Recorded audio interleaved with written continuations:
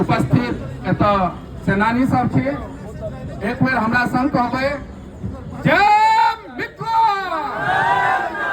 जय मिथिला।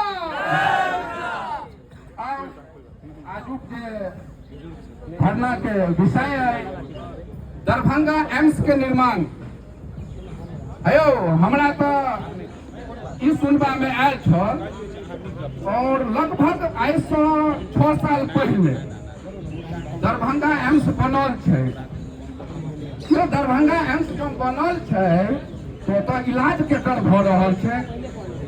बहुत नीक चाचा जी अखन कहला जे हम सब 2-4-5 आदमी एतऽ अबै छी तऽ 2-4-500 जे छै और 2-4-5 हजार यह मिथिला स्टूडेंट यूनियन एतऽ इकट्ठा केने छै आंदोलन के नाम पर।